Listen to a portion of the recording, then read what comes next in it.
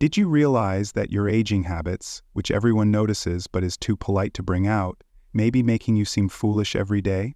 Consider it. Conversations halt awkwardly as you walk in the door.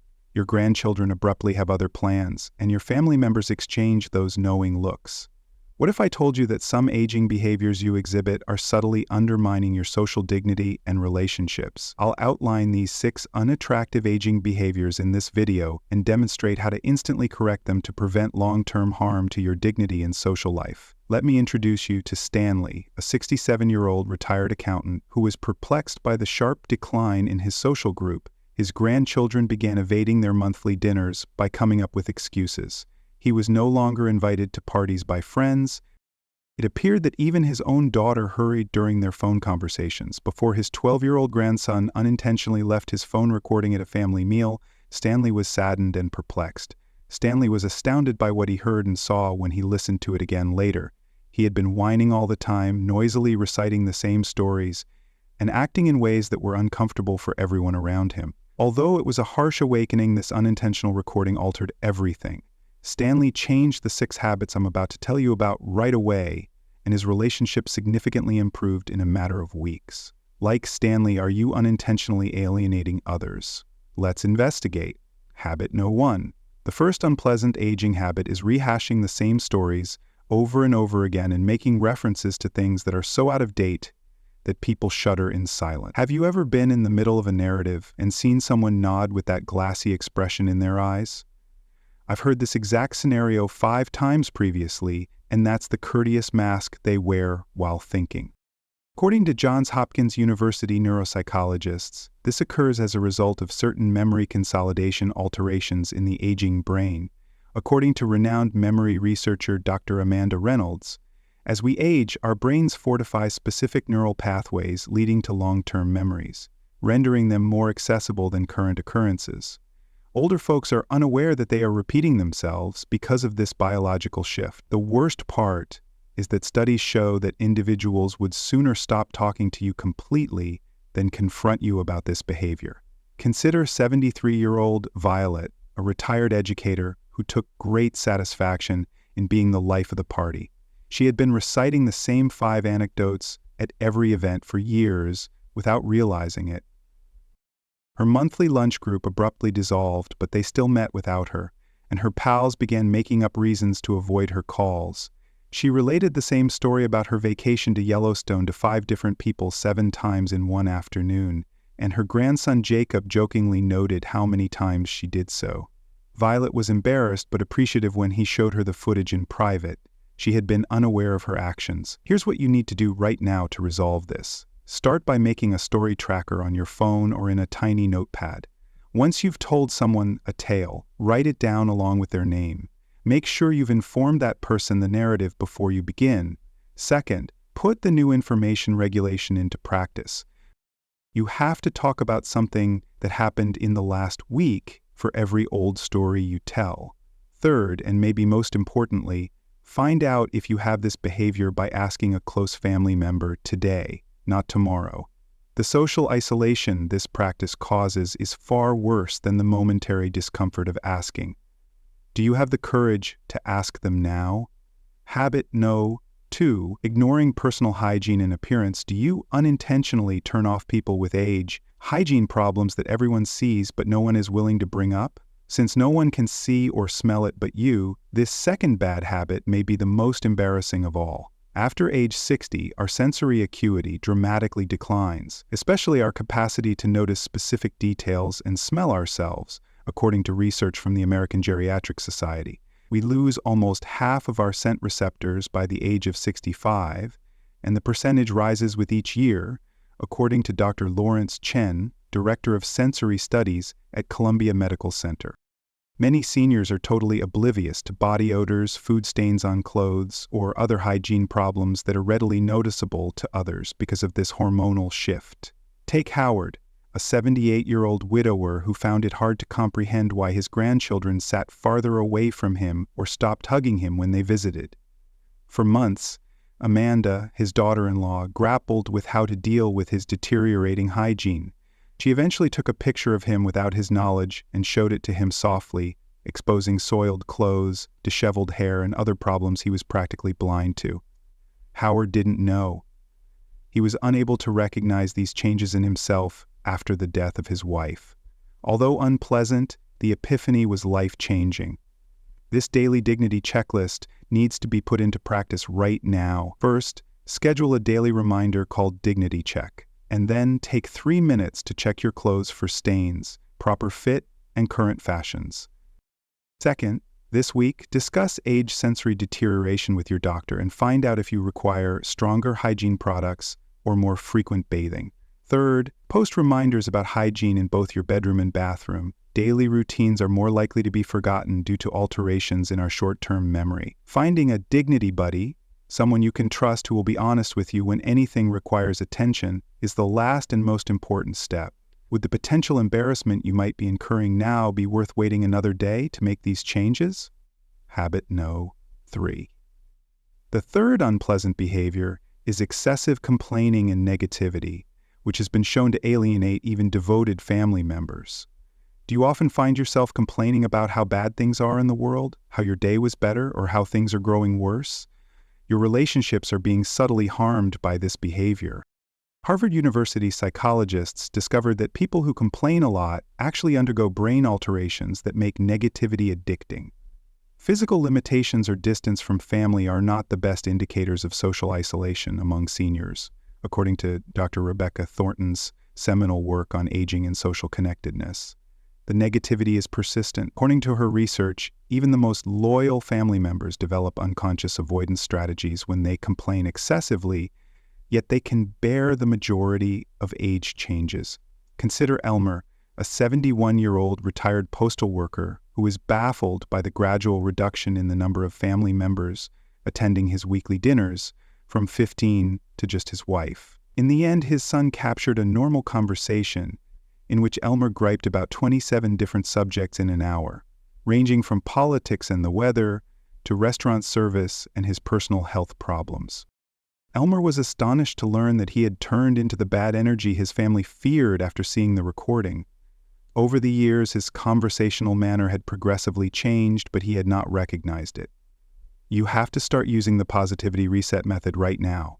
Apply the complaint counter method first. Every time you grumble, take a tiny item from your pocket, such as a penny, and shift it to the other pocket. Count the number of times you switched at the end of the day. This raises awareness right away. Second, put the 3-1 rule into effect. Before making another nasty remark, you must make 3 good ones for each bad one. Third, learn to complain with a remedy in mind. If you have to bring up a problem, follow it up right away with a possible fix, or ask directly, would you like to hear about this? Or, ought we should talk about something nicer? This straightforward query is really effective. By using these strategies now rather than tomorrow, how many relationships may you potentially save? Habit no. Oversharing and inappropriate boundaries. Are you unintentionally causing discomfort to others by transgressing social boundaries with age oversharing? Everyone talks about it after you leave the room, but no one will tell you about the silent embarrassment caused by this fourth behavior. The Aging Center at Stanford University has conducted neurological research that demonstrates how the brain's filtering systems, especially in the prefrontal cortex, naturally deteriorate with age. According to Dr. Michael Harrison, the neural pathways in the aging brain that are in charge of social filtering and proper boundary detection alter. This isn't a weakness in character. Once identified, it's a biological change that can be treated. According to his research, 82% of seniors over 65 frequently divulge information that younger people might consider inappropriate, particularly when it comes to financial problems, medical information, or too intimate disclosures. For example, Beverly, a 68-year-old retired nurse, was perplexed as to why her daughter had abruptly ceased visiting the grandchildren. Unbeknownst to Beverly, she had become accustomed to casually discussing in explicit detail her medical procedures, intimate marital history, and stomach problems. When she vividly detailed her colonoscopy during her granddaughter's birthday supper, it was the tipping point. Later, Beverly's daughter shared her the uncomfortable text messages from other family members. Beverly was heartbroken. She was unaware that the subjects of her conversations were improper. This is the pause and filter technique that you need to start utilizing right now. Prior to disclosing personal information, first apply the 2-second rule. Think about this for 2 full seconds. Would I want someone else to share this kind of information with me? Second, keep an eye out for bodily signals. Be aware of the signs to change the topic right away if people start staring at their phones, gazing at one another, or changing the topic. Make a safe sharing list as the third step. Choose subjects that are appropriate at all times.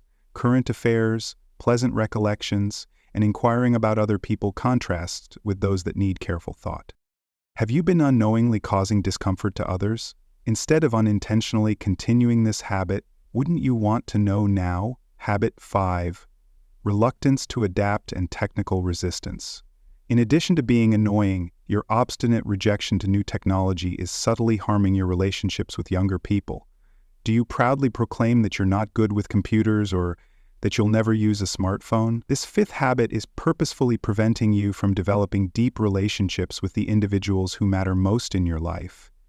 Maintaining meaningful cross-generational relationships is closely correlated with technological flexibility, according to studies from MIT's Age Lab. According to Dr. Samantha Wilson's research, seniors who show a willingness to pick up the fundamentals of new technology report having 73% stronger ties with younger family members than those who don't. The science is obvious. It's not about becoming proficient with every new gadget or software. It's about demonstrating your readiness to engage with the communication styles your family employs. Think about Franklin, a 75-year-old retired mechanic who refused to text or email and insisted on solely using a landline. His grandchildren eventually ceased communicating with Dad completely.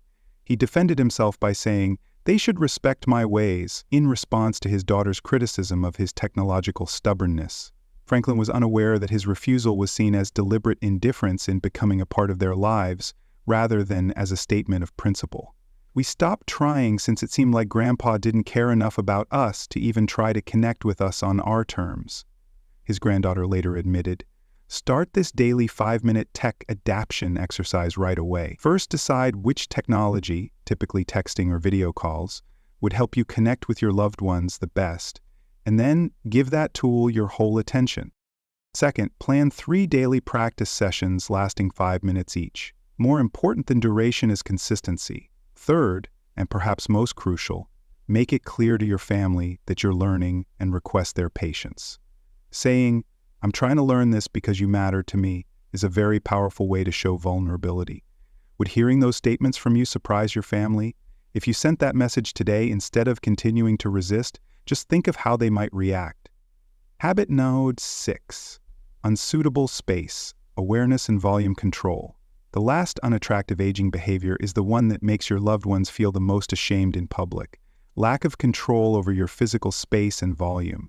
Are you not aware that you may be making awkward public situations, standing too close to people, or talking too loudly in restaurants? Your sense of your own volume is distorted by age, hearing loss, according to audiologists from the National Institute on Aging. According to Dr. Jonathan Parker, most adults lose enough high-frequency hearing by the age of 70 that they automatically make up for it by talking 15 to 30% louder than is normal in social situations. A double shame results from this. The elderly person is unable to evaluate their own volume appropriately and is not able to hear well enough to understand social signs urging them to lower their voice. This study clarifies why so many elderly people are truly taken aback when family members finally bring up this subject. Consider Gloria, a 77-year-old retired librarian who took great satisfaction in being kind. She found it incomprehensible that her son's family didn't want to take her out to eat. Gloria loudly talked confidential family concerns during a birthday dinner, and her grandson surreptitiously videotaped the responses of everyone in the vicinity. People at nearby tables were seen in the video pushing their seats aside, grimacing and looking at each other uneasily. Gloria felt embarrassed when the recording was played for her in private. She was completely unaware of how loud her usual speaking voice had gotten. These easy daily workouts are essential for recalibrating your volume control. First, practice speaking at the right volume while receiving real-time feedback by downloading a free decibel meter app to your smartphone or having a family member do it for you. Second, have family members develop a discreet signal to let you know when the volume needs to be changed. By doing this, public humiliation is avoided. Third, set up a hearing evaluation this week rather than next month, because untreated hearing loss significantly speeds up this issue. Do you have the courage to inquire if this is a habit you have today? You are now aware of the 6 unattractive aging behaviors that nobody talks about, but that everyone observes. Poor volume control, excessive negativity, improper oversharing, repetitive narration, disregard for personal hygiene, and technical reluctance. You are not defined by these habits. Once you are aware of them, you may fix these basic biological changes. By putting the particular remedies for each habit into practice, you can start today to regain the respect and comfort that people have for you. Recall Stanley from the first story we told. After resolving these problems, his family ties saw a radical change in just 3 weeks. That same change is what you deserve. If you identify any of these tendencies in yourself, please let us know which one you plan to address first in the comment section below. If you thought this video was helpful, please like it, subscribe for more insightful senior tips, and forward it to a loved one who may be unwittingly dealing with these problems. You deserve to fight for your relationships and dignity. Act now.